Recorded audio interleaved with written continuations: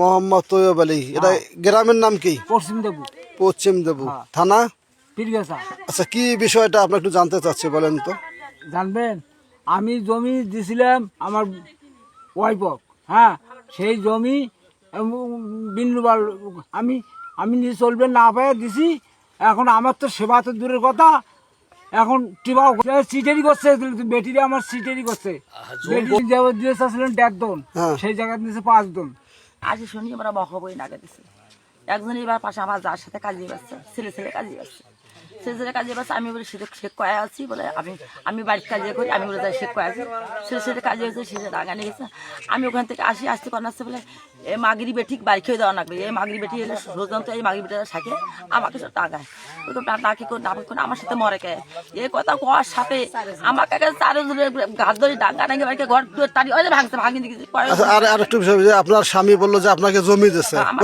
স্বামী দিয়েছে, আমি স্বামী দিয়েছে, স্বামী দিয়েছে, আমার স্বামী দিয়েছে জমিন আমার ছেলের নামে এখানে গিয়েছে। সত্যি কথা, আমার বেটি কেছে মার নামে দে সবাই ভাবো। তারপর গন্ডগোল আমি বেটি দিচ্ছি, এলা আমার কি করেন কথা শেষ। এখন জমি কতটুকু? 108 শতক। তো এখন যে আপনার স্বামী অচল, আপনি দেখতে পাচ্ছেন না। আমার জামাই 3 দিন ভিজে করছে, ও খায় না, ও খায় বেটি ধার ধারি না। আমি কি করবো? ওই বেটা দিকে খায়, আমার জামের ধার ধারে। আচ্ছা, আমি একটু প্রশ্ন করি, আপনার স্বামী আপনাকে জমি দিল, আপনার স্বামীকে আপনি দেখাশোনা করবেন?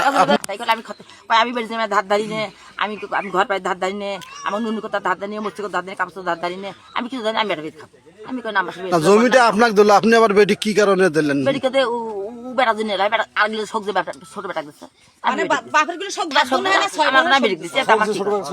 ভালো কথা। আমরা হলো ওনারাই লিখিত প্রমাণ দিচ্ছে, ধরো মানে থানায়, সেখানে বলছে এটা নিয়ে 3 বার 4 বার এসআই বাড়িতে আসছি, আবার গোলঘাট বসছে। তো আমরা কইছে বলে এটা কি করবেন?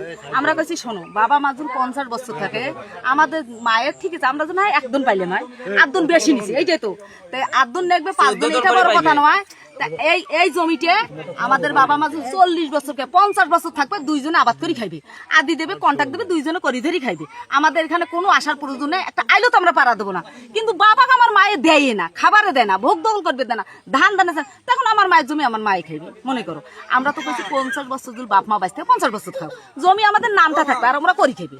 আমরা চাই এইটে, কিন্তু আমাদের বাপ মা এইটে চায় না। আমার বাপ চান, আমার মা তো চায়, এলাও আমি তাই স্বামী নিয়ে করি। শোনেন, আমরা কইছি জমি আবাদ করি খাইবেন, শর্ট পড়বে, আমার মাসে 3 বোনে 500 করে টাকা দেবো খরচা, প্রতিবন্ধীর টাকা পায়, আমার কোনো অভাব নাই।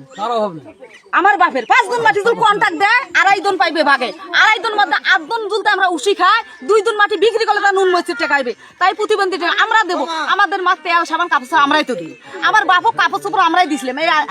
আমার মা বাই করে দিচ্ছে, ভালো কথা, আমার মায়ের যেখানে অংশ সেখানে আমার মা থাকে। এখানে যদি আমার বাপ আসে তাই করি ধরি খাইবি, আর যদি না আসে তাই ছেলের কাছে থাকলে থাক, যখন আমার বাপের জন্য দরজা খোলা।